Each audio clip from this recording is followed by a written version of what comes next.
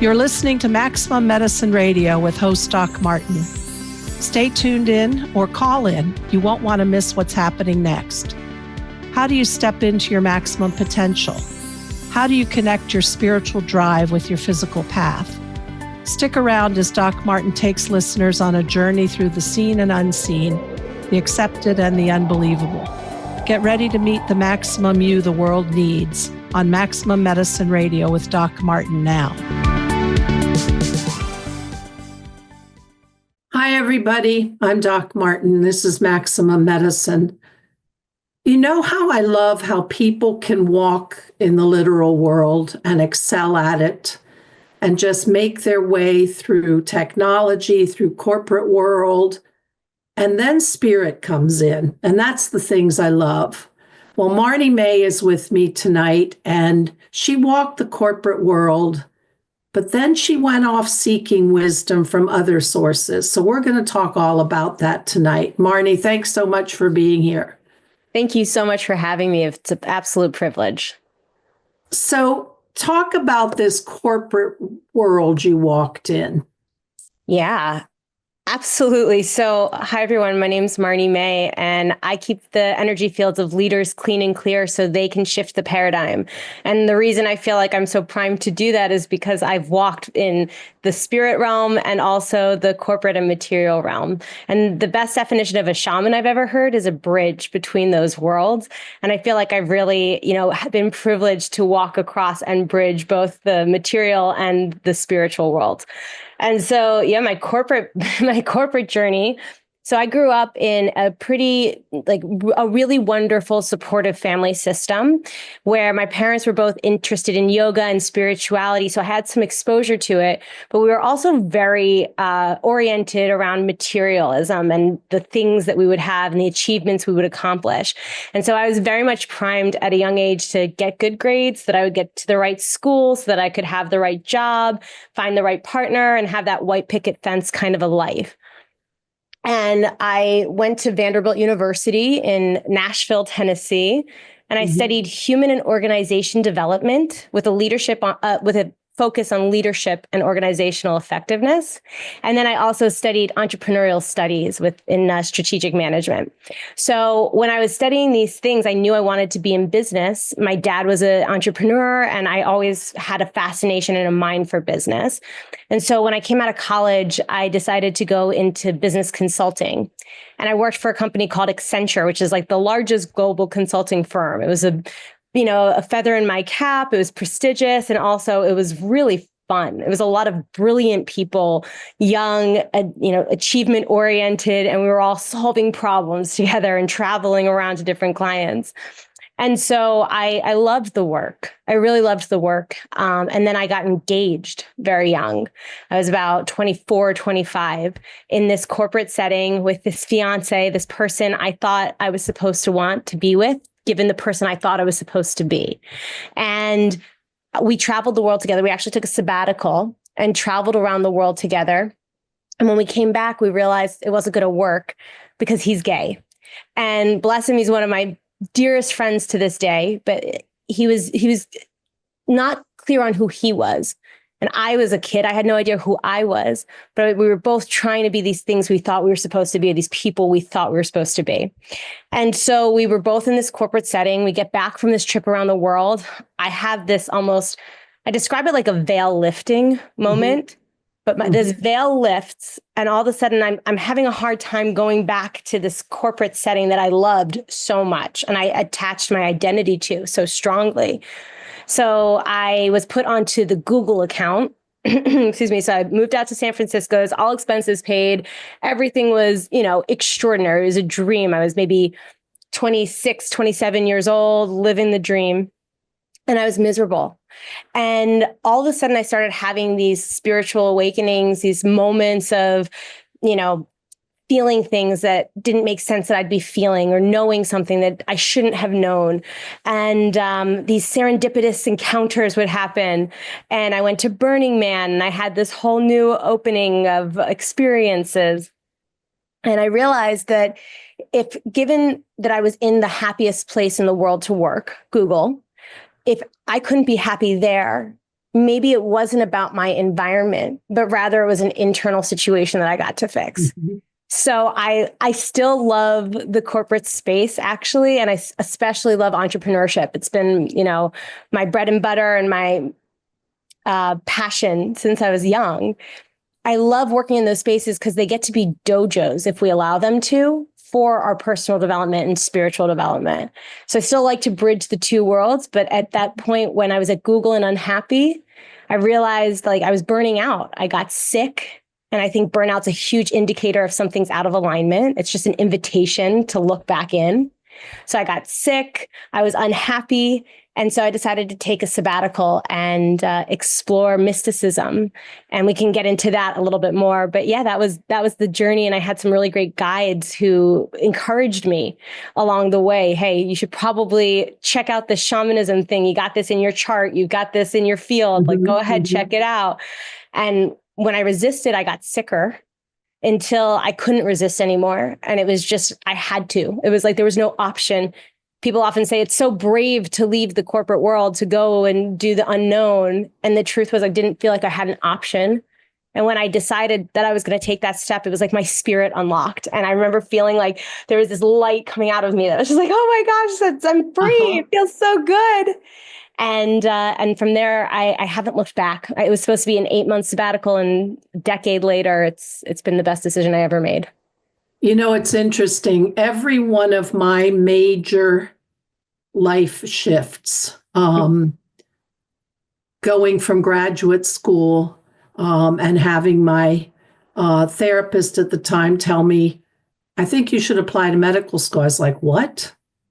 And every one of the major transitions, leaving my solo practice in medicine and leaving that and going to work as a hospital doctor, have been around times where all of a sudden something happens physically to me.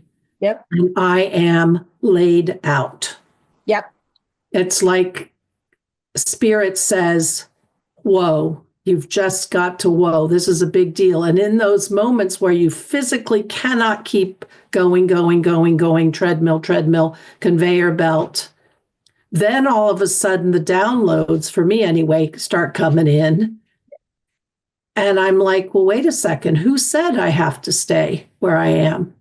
Who's making that rule? That's my big question. Who made that rule? And then you realize it's a self-imposed limiting belief. Yeah. But that is it. And I interviewed a physician recently, Dr. Mark Schreim. He's a renowned ear, nose, and throat doctor, works out of Harvard, Boston University. And he also left that to go work on a hospital ship. And his work now is to counsel mostly physicians, but people who are on that conveyor belt and they are unhappy, where they're doing everything they think they're supposed to, right, but nothing's filling them up inside. And when you don't get filled up, that's an empty place. I don't care if you're in Google and the beautiful San Francisco. That's an empty place, isn't it?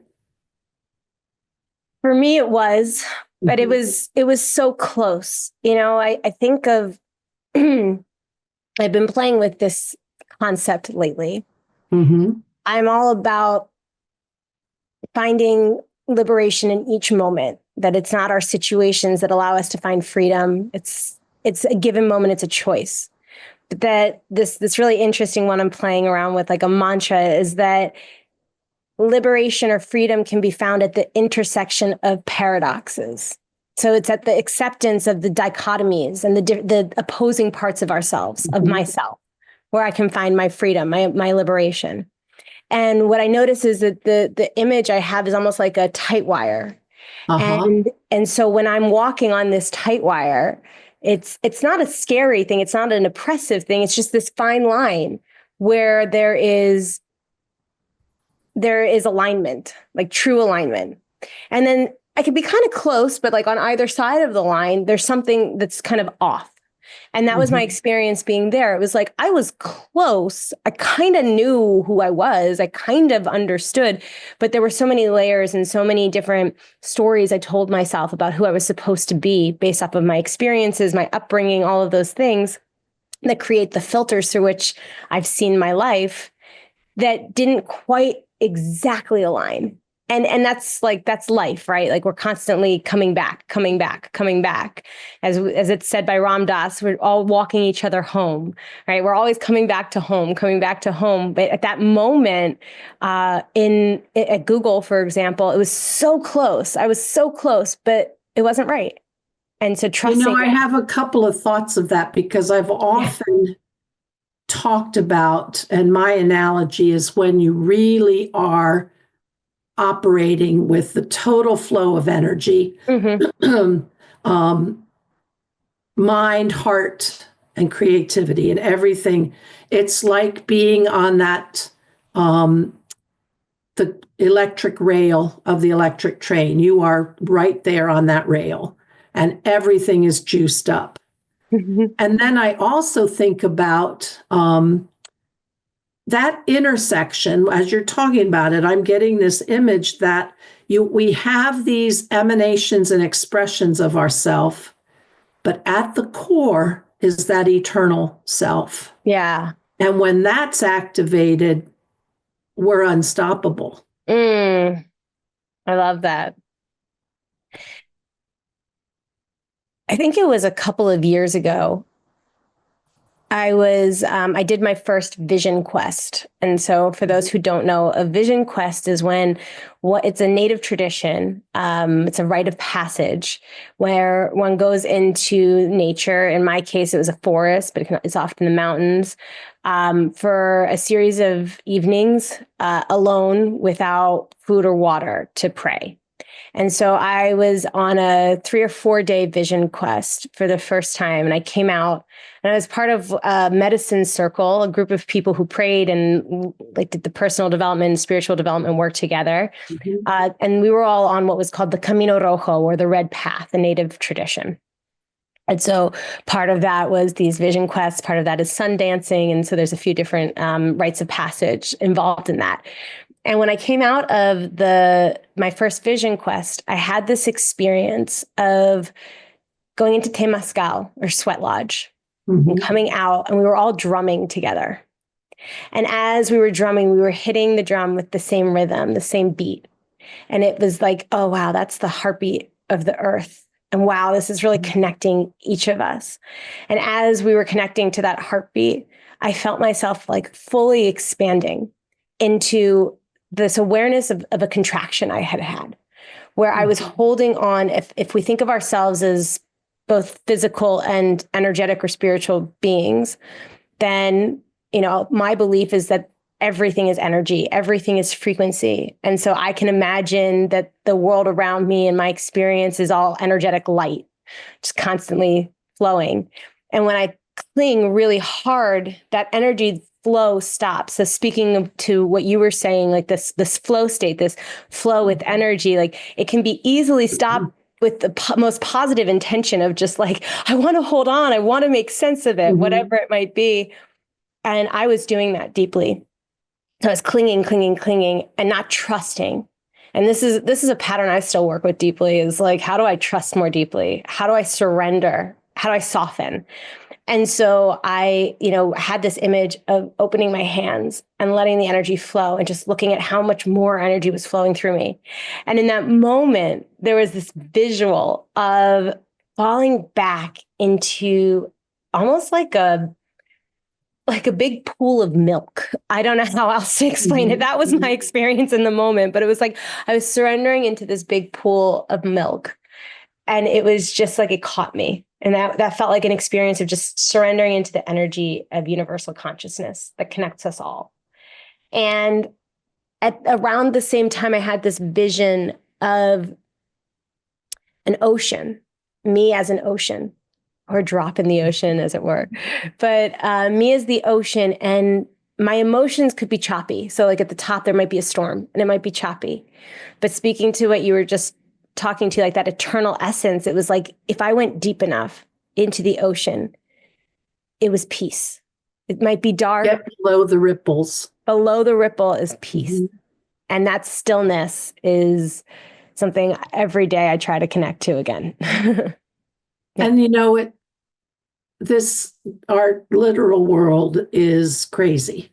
It's beyond crazy. And I think we need to seek moments of that stillness more and more these days. Yeah.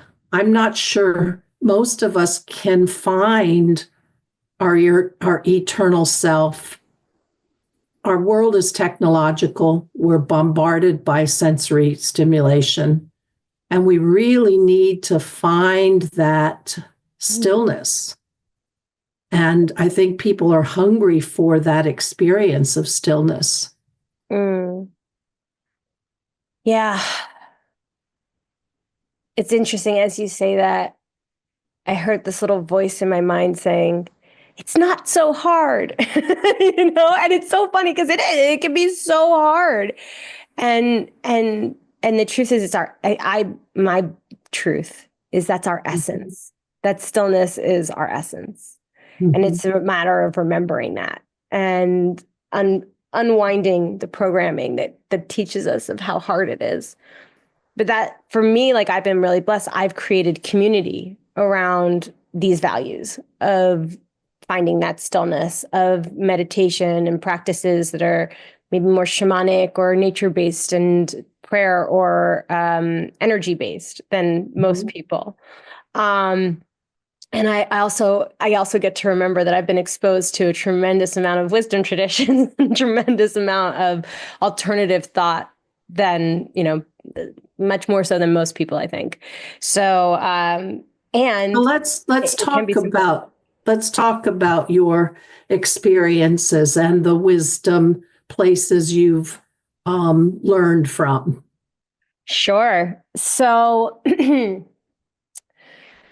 when I started on this journey, I always had a curiosity for mysticism, the occult.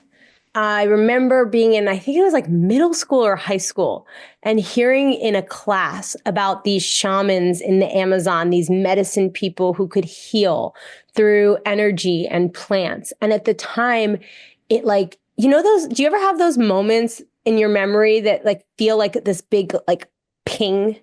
And I remember it was like a ping. Time stops and you have an awareness that is out of proportion to what's going on around you. Mm-hmm. It was one of those. And I recalled it many years later. Like it wasn't like one that stuck with me and I was constantly thinking about these shamans in the Amazon. But years later, when I started to get onto this more shamanic or energy medicine path, I remembered that moment. I was like, holy moly, like that's stuck. I remember thinking like, I'm supposed to know those people. I'm supposed to go to those people. And then ignoring it for years. I mean, I was a kid and who knew, but ignoring that for years. And just a quick side note, because my brain loves to talk in circles. So go for it. This is what I love about kids. And I love this idea that kids are so deeply connected to spirit or to soul. Like I believe that we are a body within a soul, but that we each are soul. We have a soul. We have a body within a soul, but yes, we're souls. And our spirit, our essence knows why it's here on earth, why we've incarnated, why we're here. And the impact that we get to have, the lessons we get to learn, and the way we get to play this game. Like I believe in contracts, that we come in contracted to meet certain people and experience certain things. And we signed that contract and said, yeah, I'm doing it. And what I love about kids is that like they're so close to source because they've come directly. The story I've created is babies come directly from source into this experience of this world. And they have that remembering of who they are, a degree of forgetting, but they are the closest to remembering their spirit and why they're here. And over time, we condition and program children, not out of bad will, but or ill intent. It's just kind of what happens. And we as individuals start to forget our purpose, forget our connection to the divine, and also start mistrusting ourselves for a lot of us. At least that was my experience. I started mistrusting myself, my intuition, And a lot of that was to fit in, right? Because if I trusted my intuition, if I trusted, like when I used to have a gift, and I do now again, but I used to have this gift where people would talk to me and I couldn't hear what they were saying. I heard what I interpreted as they were thinking. And it was really confusing because people would be saying one thing, but my head would be hearing another thing. And I'd be like, I can't make sense of this. And if I want to be friends with these people, I want to believe what they're saying, not what I'm hearing them say. And so I shut down different gifts. And I think a lot of us do that as kids. But what's really beautiful is as adults with awareness of that, what if we were to celebrate children's curiosity? Because I believe that curiosity is an indicator. And not be afraid of it when they talk about the old lady that comes in their room and sits and talks to them, that, Yeah. And rather than calling them crazy or shutting them down, being curious with them, right? And allowing that. It takes a lot of bravery for most adults to get past, many adults to get past that.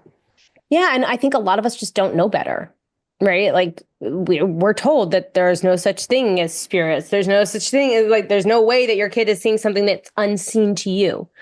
But I do think maybe we package it under the label of emotional intelligence. But we are now, I think, as a society, starting to recognize the value of intuition. Oh, yeah.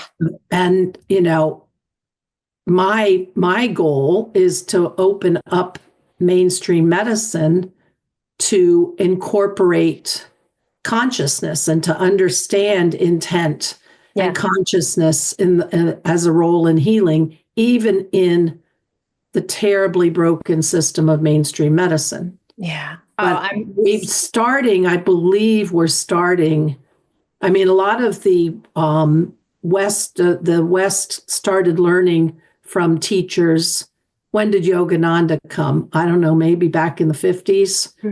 And then, and then we had transcendental meditation and the Maharaji. And then, so people have been bringing that other way of interacting with the world to Western society now for a while. I think it's starting to catch on. Oh, I think I'm biased, again, given the circles that I tend to run in, but I believe that. And I'm here in Austin, Texas right now, and Eckhart Tolle came and spoke to a stadium or like a large arena here. And I went to see him speak. And one of my takeaways was this encouragement from him that we're at a critical time right now in the evolution of consciousness and the evolution of humankind, where we have a choice to either evolve and elevate consciousness or destroy ourselves as humanity. Yeah, we're gonna be gone. Yeah. Or we're gone. The planet will recoup. It may be a very long time, but the planet will survive ultimately, but we may not as a species. And don't you think that's probably, there's so much hunger for experiencing the indigenous. Oh, yeah. And Absolutely. Even if maybe people just do a weekend thing, or, they'll do a vision quest, but that's all they'll take away from it. They might learn the lingo and say, spirit talk to me. But there's a hunger for really getting back to, and what I love about shamanism, and I think it's the animistic quality of it, is that every sentient, you don't even have to, well, I guess plants are sentient as well, but everything has an awareness, and we are all connected. And I think as the world looks like it's burning in front of us, I think there is a strong, probably not prominent, certainly the news mainstream media doesn't pick it up. There is a strong current of people saying, wait a second, we are connected. And I think the indigenous still hold that strongly enough that we we are hungry and we go to them for help. So did you go to the Amazon? I was in the Amazon, not during this trip. I have been to the Amazon. I don't think that during my Indigenous studies over the last decade, I've been in the Amazon specifically. I was in South America, and I did study with a Kogi Mama. In Ecuador? That was the Kogi Mama, they're from Colombia, but I studied with him in Florida. But I studied with an indigenous medicine woman in Ecuador named Mama Rosa. Yeah, that was my first indigenous mentor. And I'll say, like, I think that you're spot on. People are hungry to reconnect to something that feels really real. And I thank God every day for those indigenous teachers who have maintained the lineages that host the wisdom that many of us have forgotten. And well, you said you got a zing. I remember it was probably 2006. Mm-hmm. And something happened in my office that made me hungry for a spiritual connection. And I started reading Alberto Villoldo's Shaman Healer Sage. I love Alberto. Yeah. And looking at his face on the cover of the book, I had a hard copy, so I was actually holding it, and I got a zing. I mean, I got a strong zing, and I signed up for 4 winds and then spent the next 4 years. The program's very different now than it was back then. It is. But anyway, and opening up to my other parts of me, the right brain, the knowings. It's like you say, I can really sense when what somebody says is not what's really going on underneath. That discordance. Yeah. I'm very good at going, don't think so. Yeah. But opening up to the idea for me that there is an unseen world filled with intelligence, filled with wisdom, and filled with helpers. Yeah. And that has been one of the greatest gifts that studying with Alberto did for me, is brought in energies, or my connection to energies, that I am not alone. I currently right now, probably for about at least 10 years, I'm very connected to dragons. And I mean very very strongly connected to dragons, which wasn't in, at least not in Peruvian shamanism. But the unseen helpers, that if you are quiet and if you are in nature, and if you're willing to, if you don't believe it, at least suspend disbelief and feel into it. And when you feel into it, I mean, from your studies and the teachers you've worked with, there is a whole lot that is outside of our literal analytic mind. Absolutely. Mm-hmm. Absolutely. So, so many threads I want to pull on from what you just shared. Go ahead, pull whatever. So it's interesting because, I haven't experienced a lot of dragon speak in my South American studies. In Eastern studies, I've seen, I believe the Naga is the term I think it's probably Buddhism, but in some of the traditions, there's Naga, which are the dragons, and there's a lot of dragon imagery and energy more in the East, but I haven't personally experienced it or heard about it down in South America. One of the things I first met the dragons in Sedona. It was probably 2008. But definitely not, they were not Asian. They were not Eastern medicine. They were very, very powerful creative forces coming up out of the earth. They were earth, they're earth dragons. I know. There are teachers like Diana, what's her last name? Cooper, maybe. And And, she talks about sky dragons, water dragons, all these, but these Sure. are creative. This is creation. This is pure creative energy.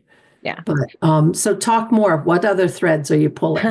Well, it's interesting. So for me, I believe in this saying, like our thoughts become our words become our actions become our reality or our karma. Mhm. And I actually believe thoughts can become our reality. Like it doesn't have to go through that full process. Our thoughts and our words are so powerful that we create through them. And the earth, this whole universe began with, in some traditions, the sound, Om. And so sound for me, I could geek out for hours on sound and why it is so important for energetic healing and for clearing and all these things. But we create our reality. And so if you could imagine that we're in a simulation, for example, and we're in a game and there's different levels to the game, what we speak into existence, what we think into existence, it's real somewhere in the game because we've thought it. Therefore, it's created. And so even if it's just on that level alone, which I believe it's deeper than that, but even if it were just on that level alone, the fact that we could conjure the idea of a dragon, it's therefore real because it's here. We've created it. And so to be able to think about life as something beyond just what we can tangibly feel, sense with our limited five senses, right? That there's something beyond that potentially, I think is a really expansive perspective that resonates and makes sense to me. And it's been my experience that world does exist. The unseen world, as you called it, does exist. Well, many of my guests lately, I've been kind of I'll say I've been binging on teachers who talk about non-local awareness, the universal information field, Sure. consciousness, and then for me, the extrapolation into how do we bring that into mainstream medicine? And I had a guest on recently. He is a founding member of the Ananda group in California, the spiritual community. And the idea really, literally, that we do create our reality. Yeah. And so do I think dragons are real in in their shape, in their color, in their, feet? Do they have four claws, four toes, five toes? I don't know that. I gave them the name dragon because the teacher in Sedona said, I'm going to meditate and you're going to feel the dragon. But it was a force. It was something that I can feel and I can commune with. Yeah. And is present when I ask it to be. Of course, we could talk about how you need to have reciprocity and make sure. So important. But so other than you went at Kogi from Colombia. Sure. Okay, so just a rundown of, at this point, I have in my life traveled to over 75 countries, which is a blessing. And, over the last 10 years, I've probably been to 20, maybe a couple more. And most of that time when I travel, I try to exchange to some degree with local indigenous or medicine communities. And reciprocity is so important, not just for the energies that we work with, but with everything that we do in life. And that includes when we're learning from indigenous traditions, when I'm learning from indigenous peoples. There are so many places and times where the indigenous people have been deeply persecuted for their perspectives and for the wisdom that they've kept.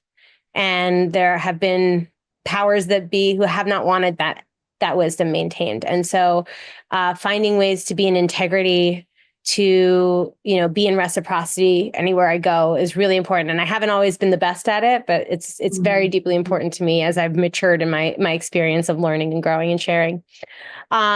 So when I started Alberto Villoldo was a pathway for me too, and became a mentor and friend for a while. I haven't spoken to him in years now, but I just respect that man so much for how many people he puts on the path of spirituality, energy medicine, shamanism, whatever you want to call it. I was when I was living in San Francisco at Google. A dear friend of mine, David Newman, who passed away recently, was an incredible kirtan artist. Highly recommend going and listening to his music. He was also another person that put a lot of people on the path of spirituality. And he was my first retreat ever. I went for a kirtan retreat and I love singing.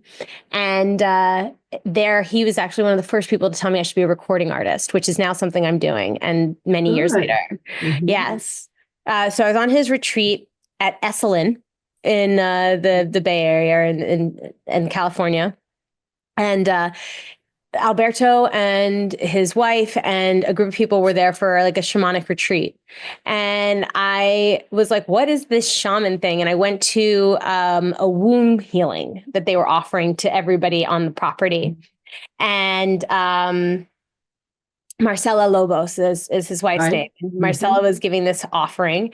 And I remember she was so gracious and she sat down with me afterwards because I was like, I'm kind of curious about this shaman thing. And she sat with me. And then a few months later, I was getting sick. And I had an astrologer friend who was reading my chart and who's like, look, you got to get out of the corporate world, like now. And you have to explore shamanism. And so I remember saying to myself, like, if I can find those shamans, I'll go learn. And I was like, how on earth am I going to find these shamans? And I literally typed shaman school into Google. And of course, the first thing that popped up was the Four Winds, right? Mm-hmm. And so Alberto was giving a speech or talk in Massachusetts at, I forget the name of this. It wasn't Omega, it was the other one, but yes, like an Omega. I can't believe I'm blanking on the name. So I went with my mom and my sister. I remember I had a similar experience with the ping. Alberto got on stage and I fell in love. I was just like, who's this person? He is a master storyteller. Master weaver. And he can bring the energies in. Oh my gosh. Oh. And Marcella's a powerhouse. Oh, she's incredible too. The two of them, they're magic. And he got up there and he's speaking about life as a game, life as a simulation, and the energies. And he's demonstrating how energy matters and impacts us. And I was just like, I cried. I was just like, oh my God, I feel seen. I'm not crazy. Kripalu. That was the one. And so then I made it my mission to go and study. So I started by going to Bali. I got my yoga teacher training because I come from a family of yogis. So it made sense to study yoga. And yoga and the chakra system stay with me to this day as one of the most powerful systems that I use for my energy practices and for, just understanding myself and understanding my clients. So I went and I got my yoga certification, and then I did something called a panchakarma. And I've done this a few times now, but it's a Ayurvedic, which is like India or yogic sciences, detox and protocol. And then I went to South America on a retreat with my sister in Ecuador. There was a medicine woman, Mama Rosa. She was there. She was doing a limpia, clearing for all of us. And she looked at me at the end of the retreat and she said, look, I see shamanism in you. Come live with me. We can activate this together and we can learn together.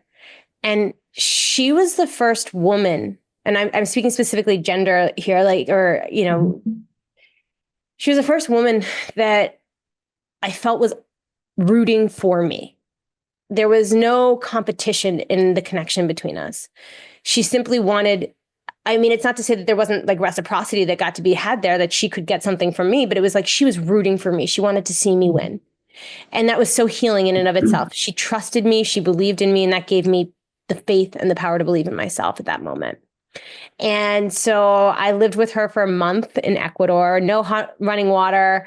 I was taking showers with like herbs that she heated for me, and she was a midwife. So I would go help her with deliveries. And I remember there was one time where she was very much a different experience from like my Western mind's interpretation of how to learn.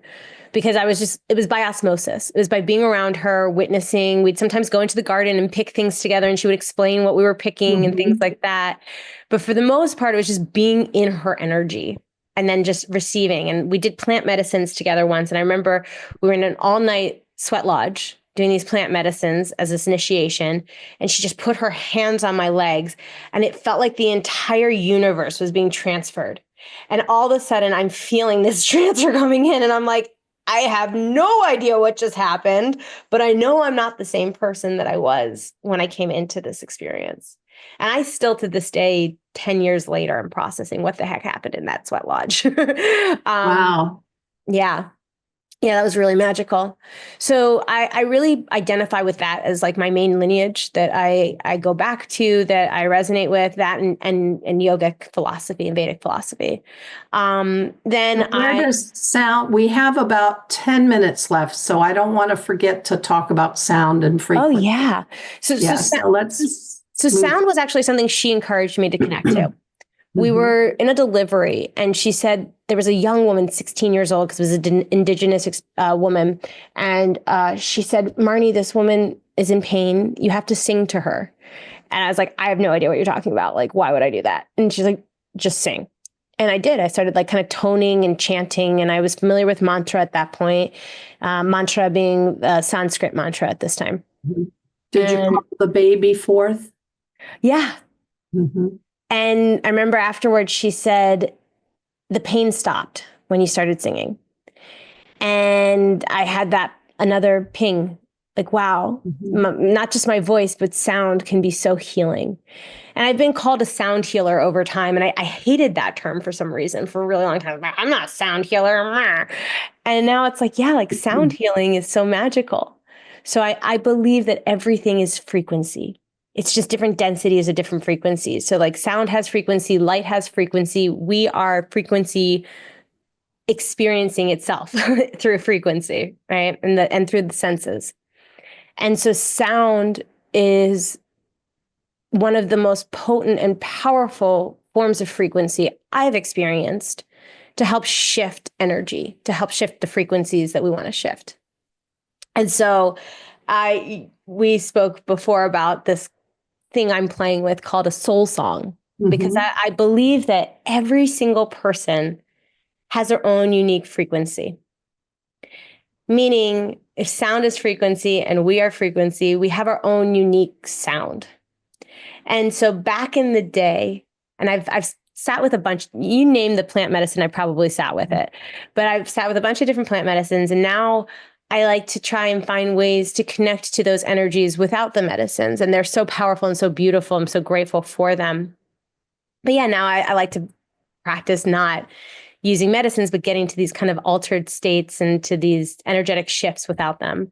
And what I learned recently was ayahuasca specifically. A lot of, a big part of ayahuasca is what's called an ikaro, or the music that's played or sung during the ceremony.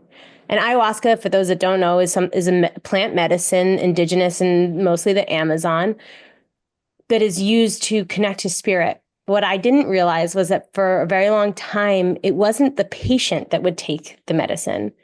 It was the ayahuasquero, or the medicine person, who would use the medicine to connect to the ikaro, or the song, that was then transferred to the patient. And that was the medicine. The song was the medicine. I love those songs. I mean, they really transport you. They do. And that's the power of sound in general. It has the potential to transport.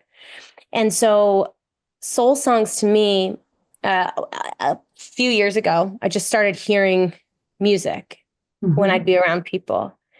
And my current interpretation of why that is because we all, in any given moment, get to be brought back to that line we talked about, be brought back home. And so if our frequency is slightly off, there's a song that can help align us to that. So a soul song, in my experience, is a song, it's like an ikaro, it's medicine that comes through to help us re-regulate, to realign with our center. And I believe that that exists for individuals. I believe it exists for couples. So I actually had friends who got married in Mexico, and they invited me to sing them down the aisle. So we found their soul song as a couple to represent their union. And then we found harmonies, masculine and feminine parts that we invited the audience to sing. So they're singing the masculine and the feminine in union together. And then I sang the soul song that brought them into the union that they were creating. It was absolute magic. I love it. It sounds wonderful. It was really cool. And aren't there Native American tribes that believe that each person has their own song? I haven't learned that from any Native people directly. I've seen it on social media, like stories of tribes in Africa or different places that believe that everybody has their own song. And it would make sense to me. It would make sense to me based off of my experiences, but I haven't learned that specifically from any of my Indigenous studies. But I've heard of things. So how do you, and if so, how do you use that in healing? Oh, yeah. That's my most favorite thing to do now. So I teach something called orgasmic breath, which is just a kind of catchy way of saying that through breath, we can get to states of bliss. And in this practice, there's a part where we're working through healing each of the energy centers, each of the chakras. And when we get to the heart, we do a healing circle. When we get to the throat, we co-create a soul song. So like I said, there's individuals, two people, or groups. And I believe that when groups come together, anytime that two people or groups come together, it's for healing. That's why we're here in the collective. It's that contract. And so when we come with the frequency of ourselves and all of our ancestors. And in that moment, if we're coming to do a soul song together, we're in that practice together, there's a unique song that's available for healing by just tapping into and trusting our voice and letting ourselves, our ancestors, all the energy move through sound and co-creation together. So that's one way that we do it. And I freaking love it. It's my most favorite thing to do is the soul song. The other way is one-on-one. So somebody like you and I would be on a Zoom and we'll channel, what's your soul song? And so I'll listen and then just start singing. And so for some people, I'll just start singing on a Zoom, we'll record it and then they have it. Other people, I'll actually do a full production, things like that. But then it's used in that way. And then of course, for couples, like I mentioned, for weddings and things like that, healing. But music in general is so powerful. And so in the same way that you're trying to bring the unseen into modern day medicine, I'm passionate about bringing the unseen into modern day music, because I believe that we talked about at the beginning, we're at a pivotal time for human consciousness and the evolution of consciousness. And so the more healing frequency, the more intention, in medicine, it would be placebo potentially, right? But the more that we get the mind on board with the power of healing and the opportunity to heal, the more that's what we're creating.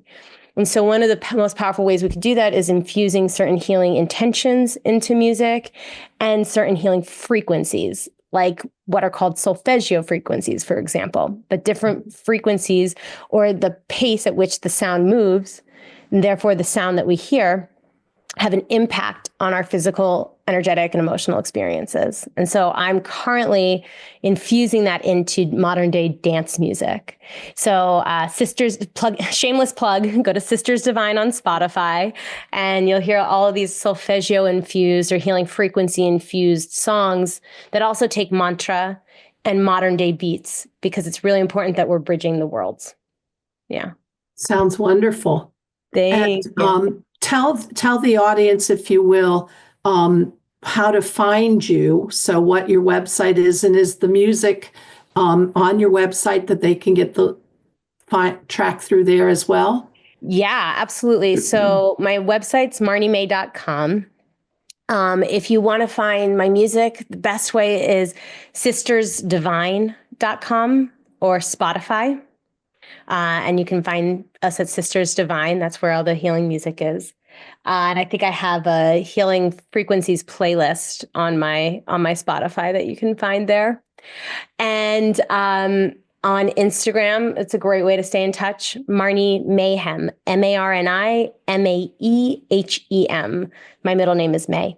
And so yeah, Marni Mayhem with an E. And that's the best way to get in touch with me. And I would love to continue to hear from people and share the healing music. And soul songs are so important. so important right now. So getting them out and getting these healing frequencies out is important. And the next phase with the music is actually incorporating different indigenous voices into the process. So right now I'm creating a healing frequency dance song using mantra and different practices that I embody for each of the different chakras. And then the evolution of that is actually bringing in different indigenous voices from around the world, different traditions, so that we can do another chakra-based project with those voices and those traditions. So maybe this is putting you on the spot, but would you be able to sing to us for a minute or two, something that would be healing to the listeners? It would be my privilege. Yeah, absolutely. Let's see. Tell me if you can hear this okay. Can you hear my rattle and my voice at the same time? Yes. Yeah? Okay. See if we can tune in together to a collective soul song for anyone who's watching this live or who come and watch this in the future, because time is not linear. What will be feeling for us all now?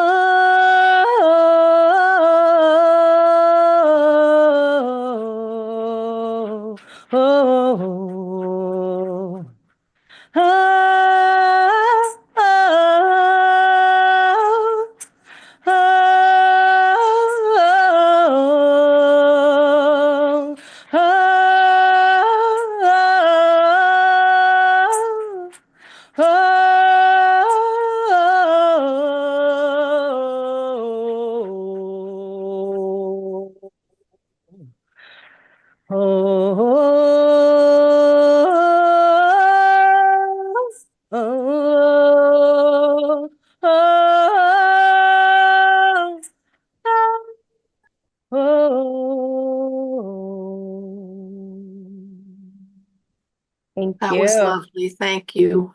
It's a privilege. That felt really nourishing on my end to be sharing and channeling and connecting to that. So thank you for that opportunity.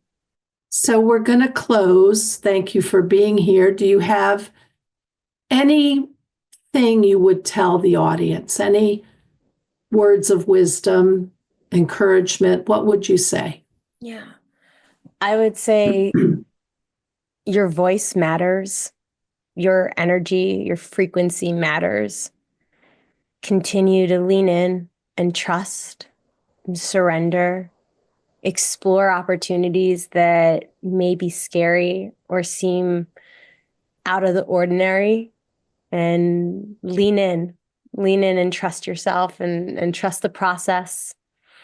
And if you could use any support, any love along that journey, please feel free to reach out, because it's what I love to do. It's really to teach people how to connect to that power in themselves is the greatest gift that I'm blessed to experience in this lifetime.